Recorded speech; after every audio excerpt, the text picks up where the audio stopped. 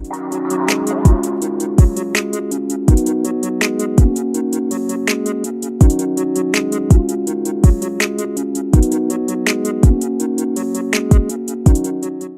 guys, and welcome back to my channel. It's your girl Ari.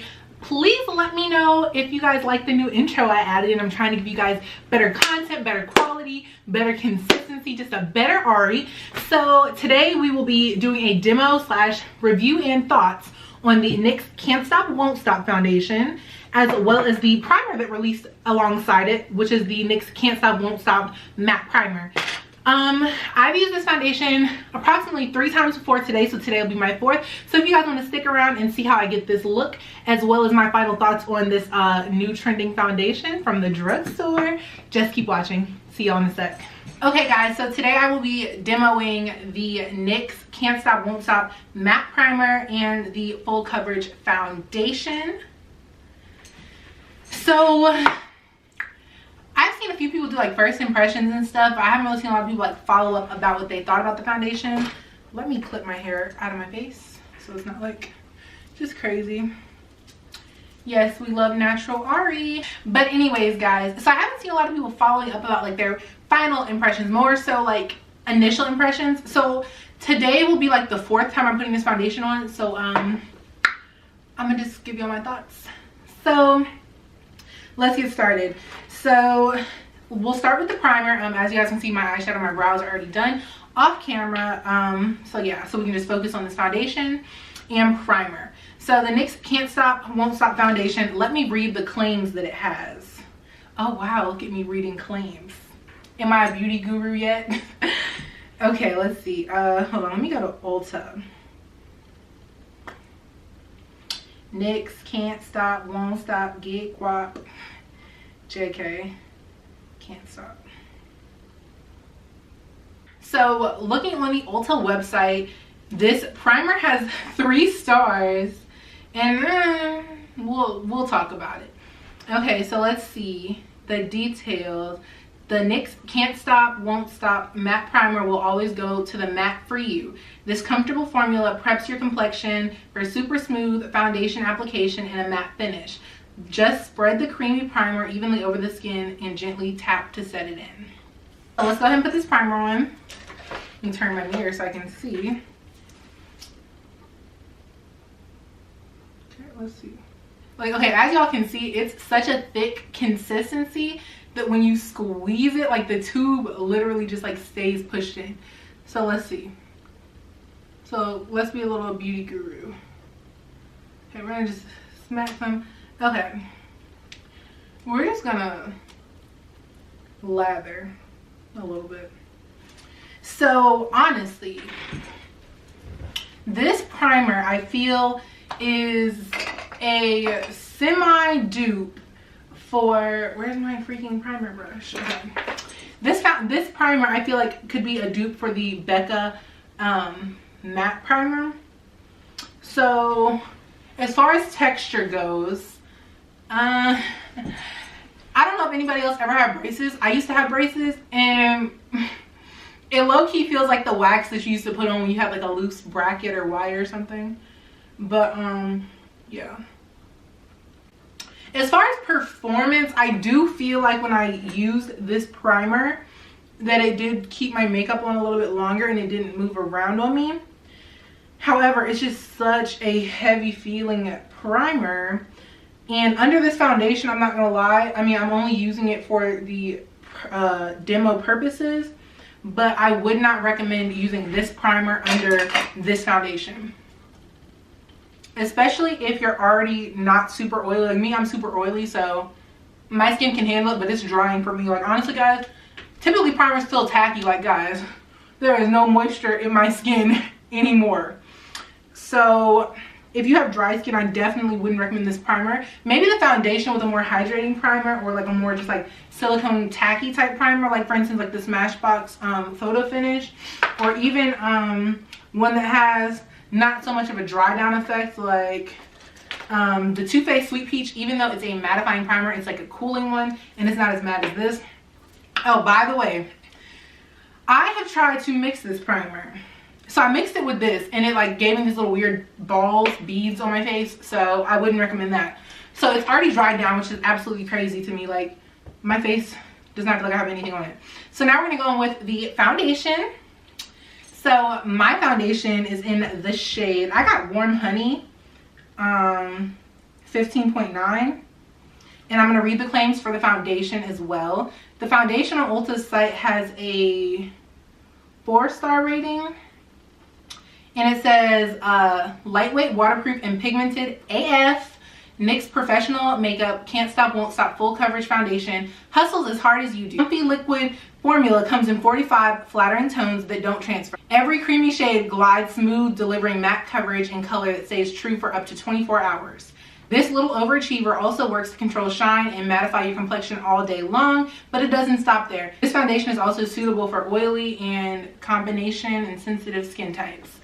So it has a lot of claims. So as far as the longevity of this foundation, I'll definitely say NYX, boom, boom, boom, hit the nail on the head. Okay, so we're gonna start applying this and I'm gonna tell you guys my thoughts. So for one, my first tip as far as application would be to work in sections, because when I tell you honey dries, honey dries. So I'm just using this flat top number 3 brush from the BH Cosmetics Marble collection, and I'm just going to buff this into my skin. As far as if it works better with a sponge or a brush, personally I've tried both and I liked both, but personally I'm just more of a brush person when it comes to my foundations. That's just personal preference though. But as far as the longevity, I definitely feel like it stays on for a very long time without getting like cakey or like wonky on you throughout the day. Now for me, I will say I'm not going to sit here and lie to you guys and tell you that I kept it on for 24 hours because I didn't. But I would say the longest I've worn this was about 12 to 14 hours. And the stay power was really nice in my opinion. Like as far as stay power, I'll give them that.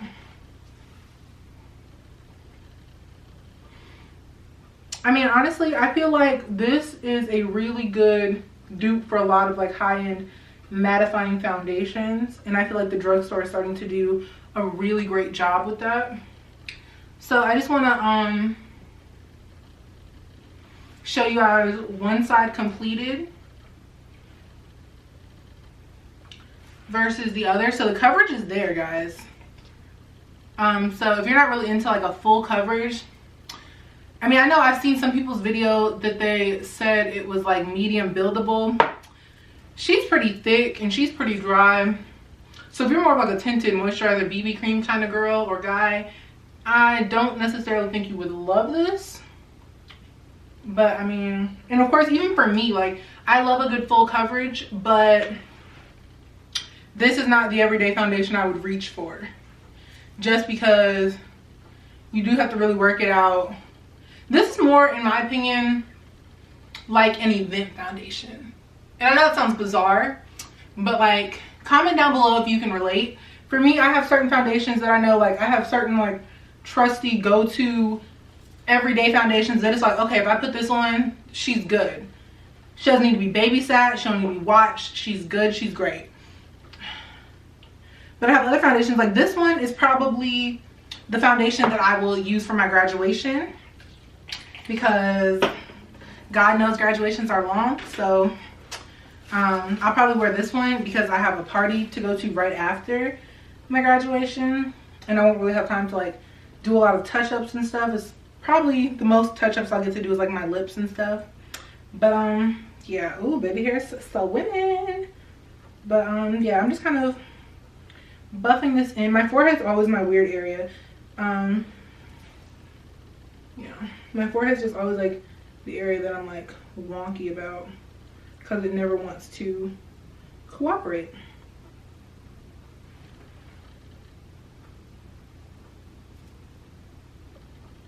And I know it may look a little bit bright. It may look a little bit bright on camera, but my ring light, by the time I realized how bright it was, I had already started filming. But once I like bronze up and stuff, y'all will see it's a good match. Oh my gosh, I don't want floating brows. But yeah, my ring light is really bright, so if the foundation looks a little off, that's why. And I'm just going in over a few more spots because I do have like some dark marks and hyperpigmentation. As far as layerability, it really is a very layerable foundation in my opinion. Like the bottom layer doesn't really move just because you manipulate the top layer in my opinion.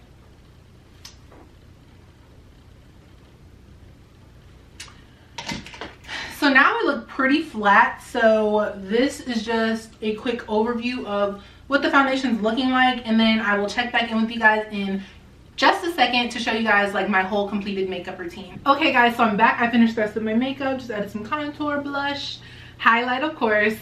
So honestly, my final thoughts on this foundation, it wears really well, it's beautiful, and even if you feel like your shade may be a little bit off, I will say that it does change a little bit to kind of match you a little bit better the longer it sets. And like I mentioned before, I definitely would not recommend, and this is my third time trying this primer and foundation combo, especially if you're dry, I definitely wouldn't recommend that you use them both.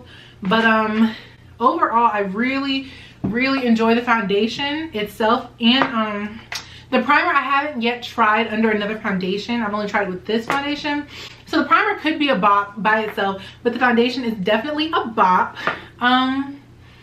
I really like how my makeup turned out, you know, just serving pink glitter looks at 5 o'clock. That's kind of my final review on the foundation.